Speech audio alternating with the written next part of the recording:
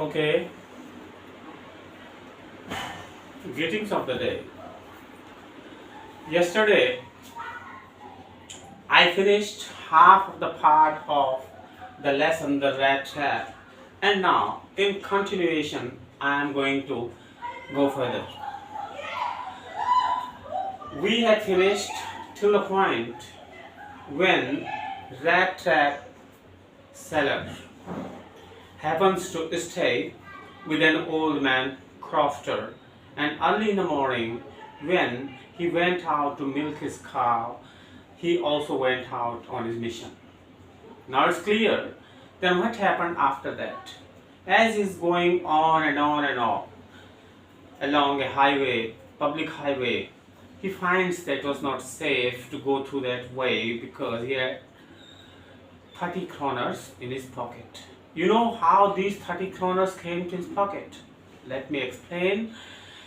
When he had covered half the way, an idea came to his mind that he is after all a thief, a poor vagabond, and the old man had told him all the secrets, and he also knew that the money was kept in a pouch in his house. So it would be quite stupid of him if he doesn't steal those kroners.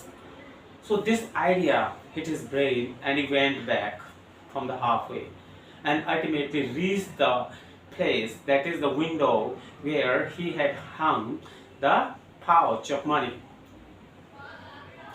Smartly, he just smashed the pan, put his fingers into the pouch, took out the 30 kroners note and inserted them into his pocket and just mended the glasses and the window pans as cleanly as he had done it and went away. Now he was very happy at his smartness, at how cleverly he had cheated the old man. After all, what he had to do with the old man? His own work is to commit theft, begging, and all that. So this idea made him very happy for some time.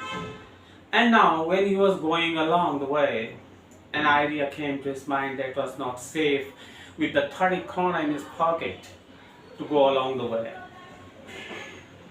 Because police might interrupt him anywhere. Maybe the old man complains it with the police and the police is after him. So he thought it's safe to change his way and he just wanted to go through a way of forest. So he decided to leave the road and enter into a forest. Now he was quite peacefully walking and walking and walking in the forest. Unfortunately, the forest was so maze-like that he could not get any way out from there. He was wandering in the same place again and again and again, and the whole day was spent. It was December, very cold. It was getting darker now. He was getting that tired and ultimately found there is no way out, and in the dark it would be very tough to find a way. So as he was dead tired, he lay down and he just wanted to spend the night there. But how come this? It would be very, very dangerous to stay there because any animal, wild animals might attack him. So the life was in danger. And his own idea began to hit his brain again that he was entrapped in his own rat trap again. Just as he thought for others, so he's also getting in the same pit.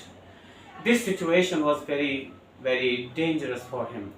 Ultimately, when he lay down and began to relax, he happened to hear the vibrations of some hammered straw coming from a direction.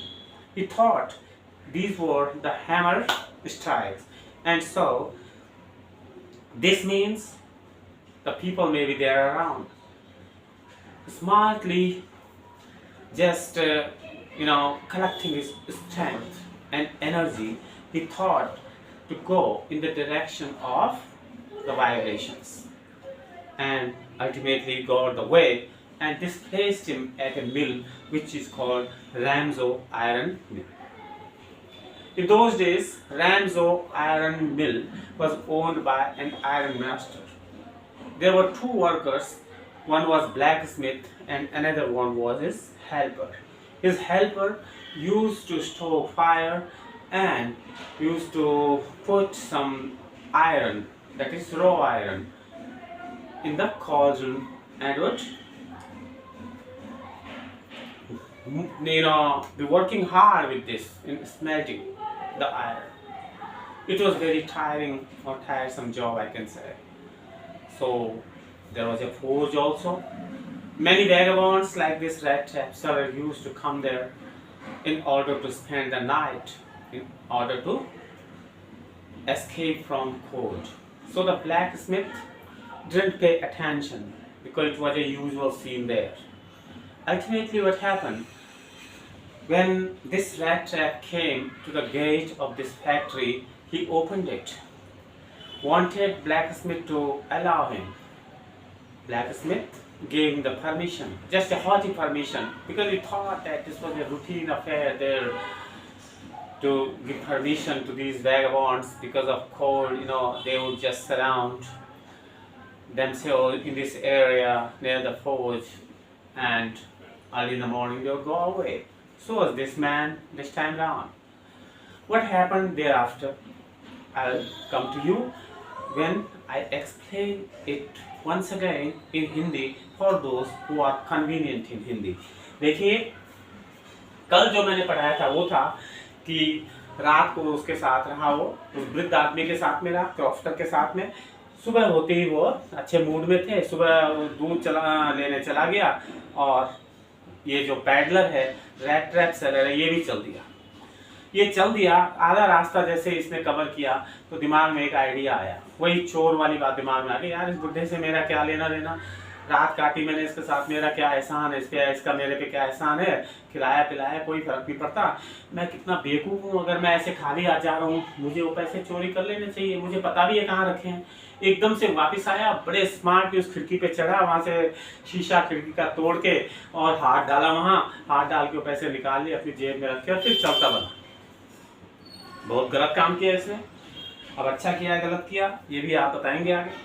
फिर क्या होता है कि आधे रास्ते में इसके दिमाग में एक बात आई, कहीं ये ना हो कि क्रॉफ्टर मेरी कंप्लेंट कर ले, पुलिस मेरे पीछे लग जाए, इसलिए पब्लिक हाईवे पे चलना बड़ा रिस्की था। तो इसने एकदम से रास्ता बदलने की सोची। सबसे सेफ रास्ता था जंगल से होके जाना, तो इसने जंगल का रास्ता ले लिया। अब जंगल का रास्ता ऐसा रास्ता जहाँ कहीं, वो तो पूरा भूल भुलैया था, बहुत बड़ा जंगल था, चारों तरफ एक ही जैसे रास्ते, कहीं भी जाए फिर वहीं पे आए, कहीं भी जाए फिर वहीं पे आए। अरे जाए तो जाए कहाँ, जब कहीं भी जाए तो वहीं पे आए, तो बड़ी दिक्कत वाली बात हो गई है। सारे दिन घूमता रहा और नेचुरली भूखा प्यासा बेचारा थक गया, अंधेरा होने लगा, ठंड बढ़ने लगी।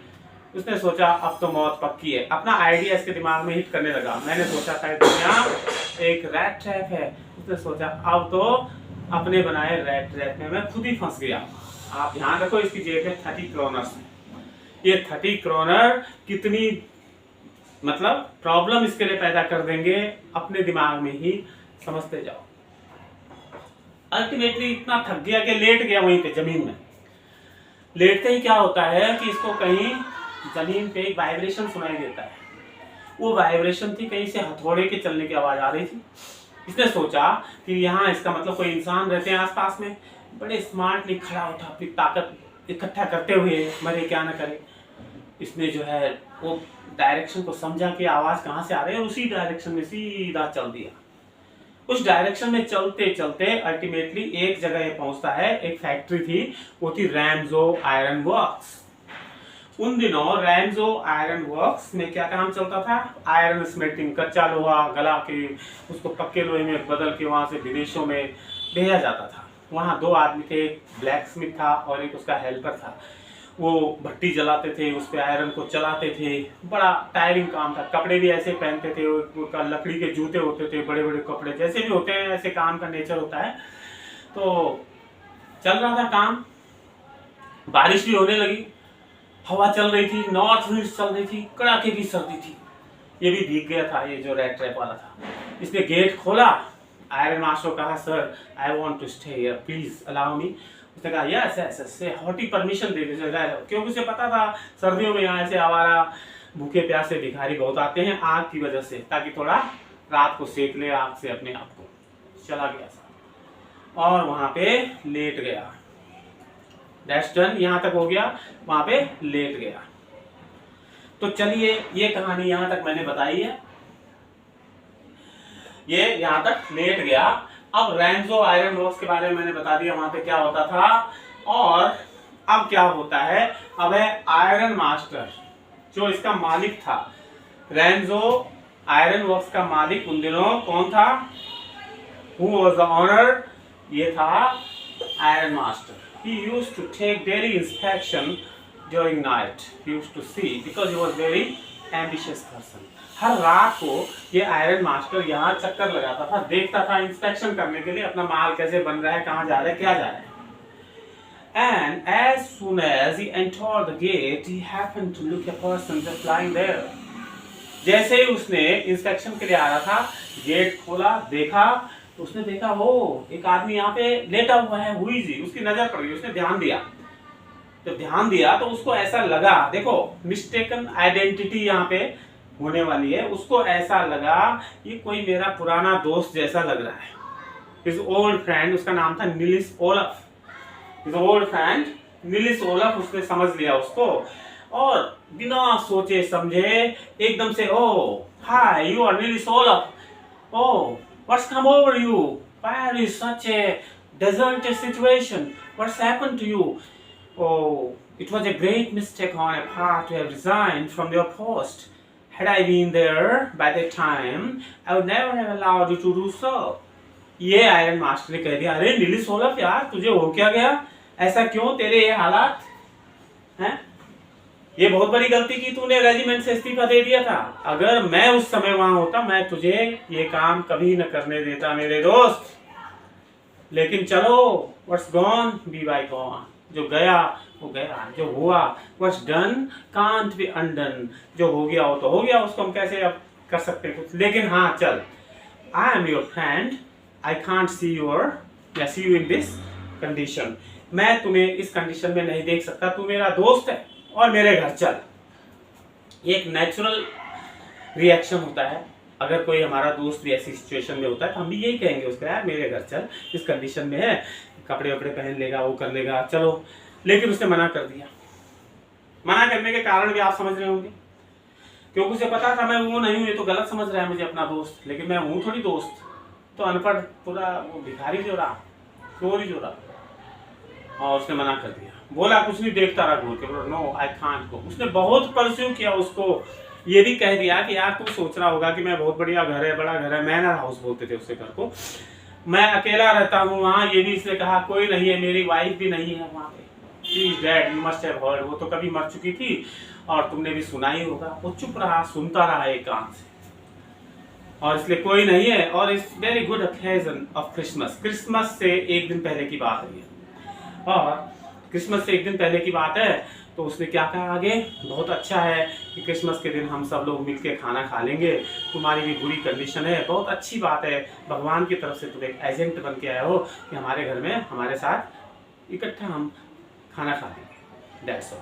बहुत कोशिश की साहब उसने, लेकिन ये पैडलर तैयार नहीं हुआ उसके घर जाने के लिए, बल्कि वो कुछ नहीं बोला। उसके दिमाग में वही आइडिया आ रहा था, क्या हो सकता है ये अपना दोस्त समझ के मुझे 10-20 क्रोनर दे दे, अभी भी लूटने वाली बात दिमाग में, हो सकता है कि अपना दोस्त मान के मुझे 10-20 रुपए दे दे, मेरी जेब में डाल दे, बस मेरा क्या है, मैं तो बचा ही रहा। लेकिन ऐसा हुआ नहीं, उसने अपना सच्चा दोस्त समझ लिया था, इसको गलती से था नहीं, तो इसने मना कर दिया, बिल्कुल नहीं गया। और अंत में आयरन मास्टर वहां से चला जाता है, leaves the place just commenting upon the black Smith. Sojourn storm उसका नाम था ब्लैक स्मिथ का। उसने कहा अरे मुझे लगता है कि ये तुम्हारे साथ ही रात रहना चाहता है। ब्लैक स्मिथ ने भी कहा यार कैसा आदमी हमारा आयरन मास्टर, एक भिखारी को पता नहीं क्या समझ बैठा है, चलो कोई नहीं, मुस्कुराया वो, जाने दो।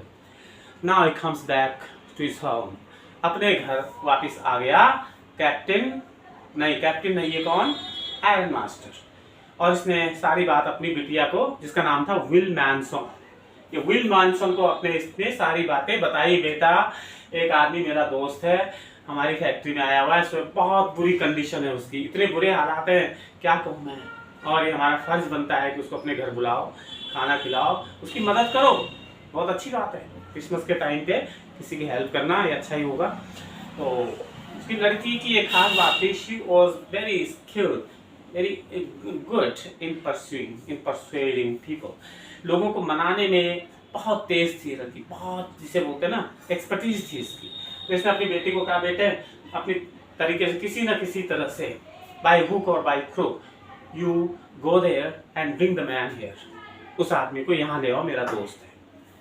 वो कैप्टन था इसका दोस्त, कैप्टन निल्स ओलफ। तो इसने समझा कि यार कैप्टन निल्स ओलफ, तो ठीक है। इसकी लड़की ने obeyed his father's instructions and went there with a valet। valet बोलते हैं नौकर को, VALET उच्चारण होता है valet। अपने नौकर के साथ मेरे एक फर कोट भी ले आया, ताकि उसको जो है हीन भावना पैदा ना हो कि यार कहाँ जाऊँ मैं, इनके घर में कपड़े सही नहीं है, इसलिए शायद वो नहीं आया होगा। तो उसको हीन भावना ना हो, तुम बेटा चले जाओ और उसको अपने साथ ले आओ। वो गाड़ी लेके चली गई नौकर के साथ में, और एक फर कोट भी उसको दिया। आधा घंटे बाद गाड़ी वहां पे रुकती है फैक्ट्री के सामने। And what happened there after, फिर क्या होगा, वो गई तो उसने देखा कि सामने वो लेटा हुआ था पूरा। उसकी लेटने की एक आदत थी, कैप उसने मुंह पे कर ली ताकि लाइट ना आए, और एक आंख उसकी खुली रहती थी और एक, तो लड़की उसके पास गई। लड़की ने जब देखा उसकी कैप ऊपर की, और जैसे ही लड़की ने उसकी कैप ऊपर की, लड़की एकदम से डर गई, वाह पीछे हो गई हो। She retreated, repulsive face था उसका, वो डर गई। फिर भी उसने कहा कि he is my father's friend and educated person, so I must treat him in a very good way। मुझे अच्छी तरह से उसको ट्रीट करना चाहिए। और फिर उसने उसको जगाया, कहा, oh Nilis Olaf, you are my father's friend, you are an educated person, things are going downhill with you, and I don't think how this happened, and now I am here, you must have to go to our home, we'll help you a lot। उसने उसको काफ़ी pursue किया कि चलो तुम्हारी हालत बहुत ख़राब है, बहुत तरस आ रहा है, ऐसे कैसे तुम्हारे साथ हो गया, मेरे साथ चलो, हमारे घर चलो, मेरे पापा ने भी कहा है, और एक कोट पहनो और चलो। वो उसकी आंखों को घूर के देख रहा था कि आखिर इस लड़की को क्या हो गया है, मेरे को इतना क्यों परस्यू कर रही है। उसने विश्वास दिलाया नथिंग विल हैपन, और इसको डर लग रहा था अगर मैं इनके घर चला गया कहीं ऐसा ना हो कि पुलिस आ जाए और मुझे पकड़ के ले जाए, क्योंकि मेरे जेब में कोरोना है। विश्वास नहीं आ रहा था क्योंकि पैसे चोरी के जेब में है, चोर की दाढ़ी व्यक्ति का तो होगा ही, हर चीज में और से डर लग रहा था। तो गया, अंत में लड़की की पावर जो है ओवर पावर कर लिया लड़की ने, उसको खूब परस्यू करके और तैयार कर लिया। इट्स ओके, ठीक है। जब तैयार कर लिया उसको, तो फिर क्या होता है, वो चला गया, गाड़ी पे बैठा, उसको फर कोट पहना, चलता रहा। रास्ते में उसे लग रहा this like throwing oneself into the den of a lion। सोच रहा था मैं तो अब फंसा बुरी तरह से, ये तो ये है कि बैल मुझे मार वाली बात है, मैंने अपने आप को शेर के पिंजरे में डाल दिया है, गया मैं काम से, पता नहीं क्या होगा, कैसे सोचता गया। अल्टीमेटली घर आ गया, तो घर पे आ गया, it was very nice to be there. The father didn't talk to him at that time because he thought he would be feeling shy, and he told his daughter to allow him to sleep, to give him food and everything else. The girl just complained the father that the man was nothing like an educated person. When she had a first look at him, she thought that he was just like a rogue, like a person who must have escaped from a prison after committing a crime. उसने एक बात कही, पापा मुझे तो नहीं लगता ये आदमी तुम्हारा दोस्त है, कैप्टन जैसा लगा ही नहीं है, एजुकेटेड पर्सन की तरह कोई चीज ही नहीं दिखी, इस तरह की शक्ल थी इसकी, ऐसे डर रहा था जैसे कोई क्रिमिनल होता है या जेल से भागा हो या कहीं चोरी की हो इसने। दो बातें लड़की ने बताई। चलो ठीक है, फिर क्या होता है, उन्होंने उसको खाना खिलाया, सुबह होते कहा कि इसकी दाढ़ी वाली बनाओ, नौकर से दाढ़ी वाली बना के नाव के साफ सुथरे कपड़े कैप्टन के ही पहना दिए, बहुत बढ़िया। अब जो है सुबह, it was the time to breakfast, he was on the table, the breakfast was served, he was eating and eating and eating like a greedy person। खाने का जो मैनर था उसका वो भी वैसे ही था, लालचियों की तरह, because he was a beggar, poor vagabond. He didn't have any gentlemanly manners. So अब क्या है, एक्सपोजर हो गया। अब उसका फादर आया, उसने सोचा कि खा पी के दाढ़ी वाड़ी बना के चमक, अब तो कोई दिक्कत ही नहीं है, दिन दहाड़े यहाँ पे साफ सुथरी शक्ल, अब मैं आराम से बात करूंगा अपने दोस्त के साथ में। Very happy, happiness at the top, खुशी जो है चरम सीमा पे है, क्योंकि अपना लंबा बिछड़ा हुआ दोस्त सामने आने वाला है, आपसे बात करने वाला है। बहुत खुशी का क्षण होता है, देखो। और अब आएगा मजा। क्या मजा आएगा? वो जो दोस्त था उसने देखा उसका father, what is this, quite shocking. डर गया पीछे, ओए कौन है तू, who are you, it's cheating. उसने कहा ये तो धोखा हो गया, you are not my family soul, it's better you get out right now, this what he told. ये फादर का इतना जल्दी रिएक्ट करना क्या ठीक है? जब उसने देखा वो आदमी तो नहीं है, अब तो साफ है, कोई मतलब सस्पिशन है ही नहीं मुझे, अब तो क्लियर दिख रहा है। उसने कहा मिस्टर ये सब गलत है, चले जाओ यहाँ से, इससे पहले कि I just call sheriff. Sheriff का मतलब होता है पुलिस, मैं पुलिस को बुलाऊं इससे पहले निकलो यहाँ से। सुनता रहा। अल्टीमेटली उसने कहा, dear sir, I have given you no harm and no matter you can take your clothes, I am going, nothing, no harm is done. अभी मैंने कोई नुकसान थोड़ी किया आपका, कोई बात नहीं, आया चला जाता हूँ, ओके। लग गया जाने वहां से।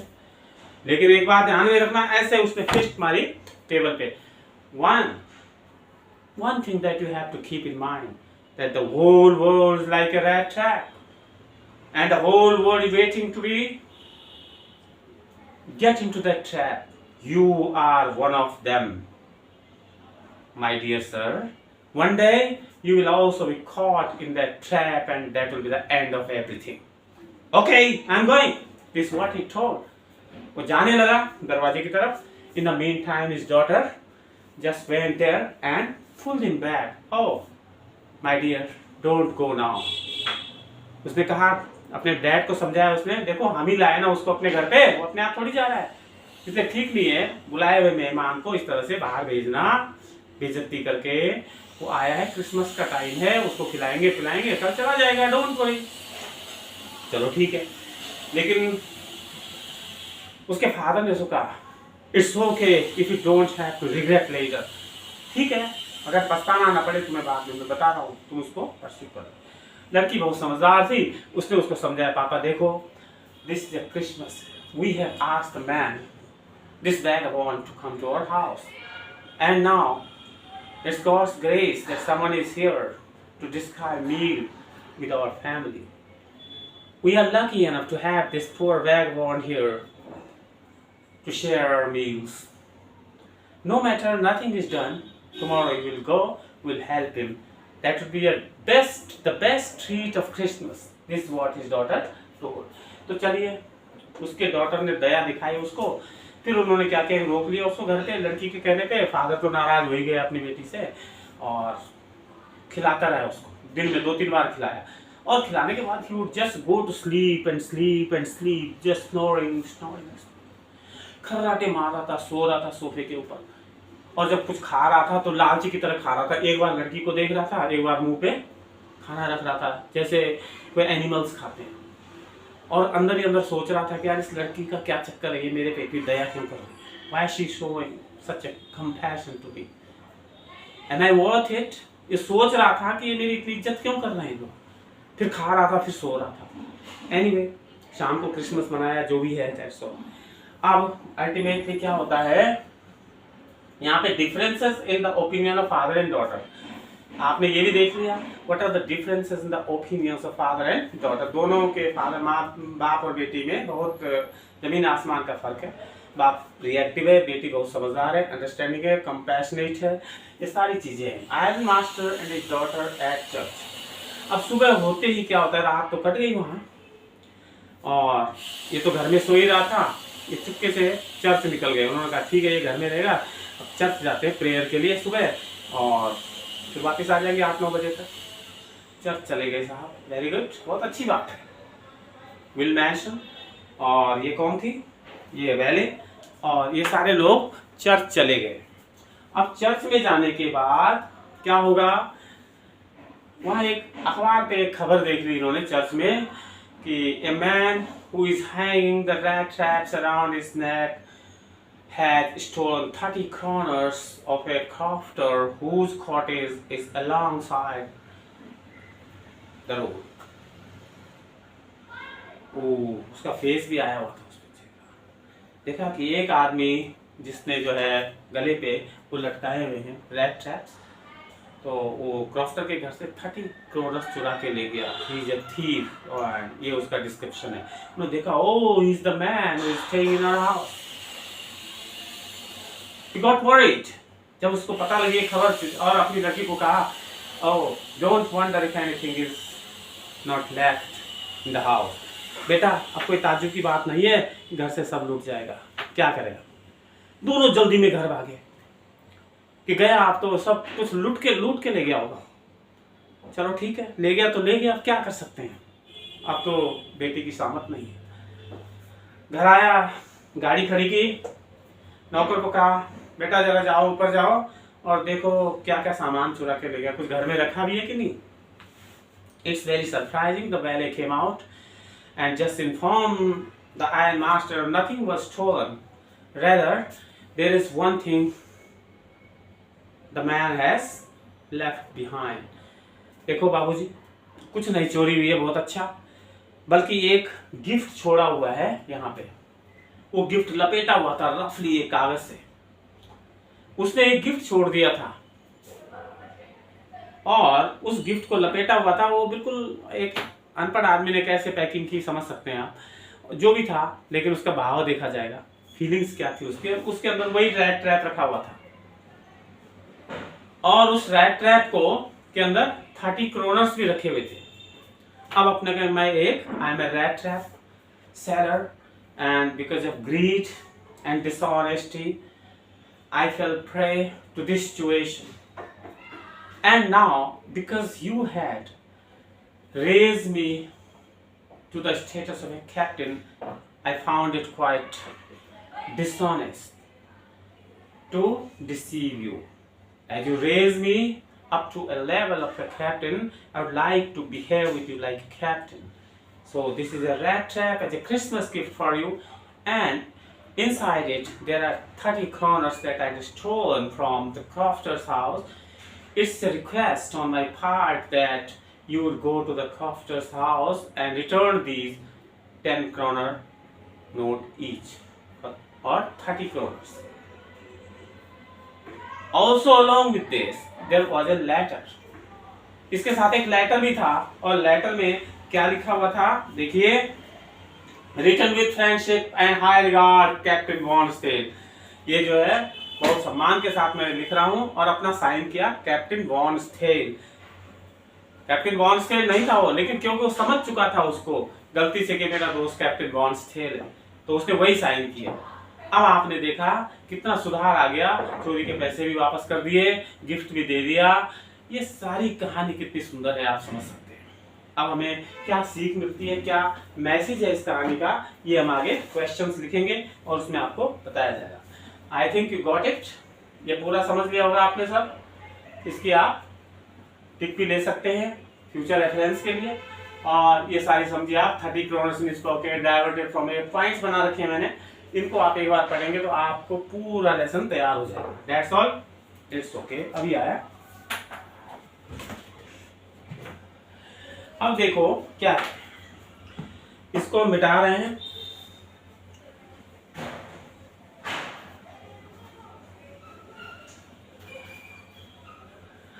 Okay, the story comes to an end. अब बात यह है कि इस कहानी में क्या है, थीम क्या है इसकी, थीम क्या है।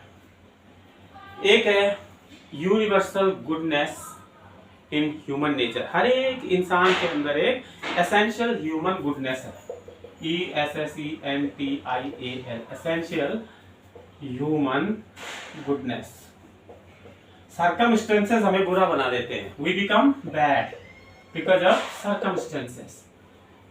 परिस्थितियां हमें बेईमान बना सकती हैं, और डिसऑनेस्टी जो है कैन बी ओवरकम, डिसऑनेस्टी को हम गुड बिहेवियर से ओवरकम कर सकते हैं, जीत सकते हैं, किसी को भी हम सुधार सकते हैं अपने अच्छे काम से, कंपैशन से, दया से, good behaviour, compassion,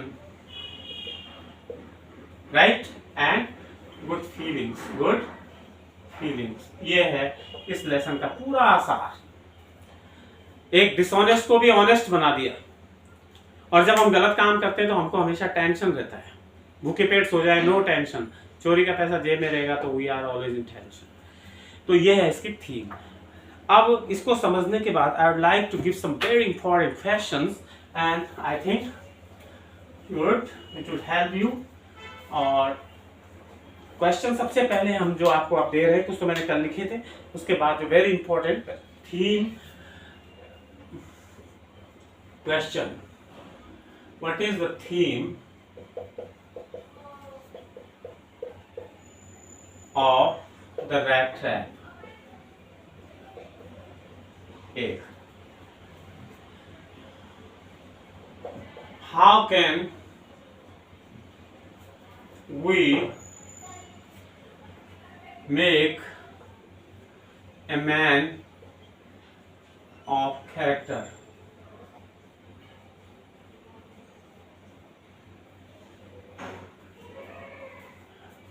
How can we make a man of character? एक। क्वेश्चन नंबर 3 है डिफरेंसेस इन द ओपिनियन, मैंने क्वालिटीज दोनों की अलग अलग है, तो डिफरेंसेस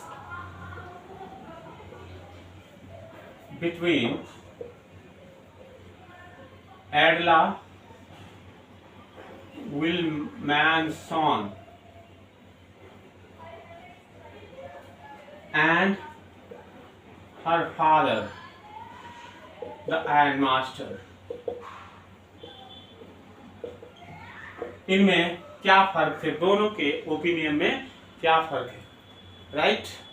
उसके कैरेक्टर स्केचेस, या इसमें आप दोनों के कैरेक्टर स्केचेस लिख देंगे, right? How does compassion help overcome the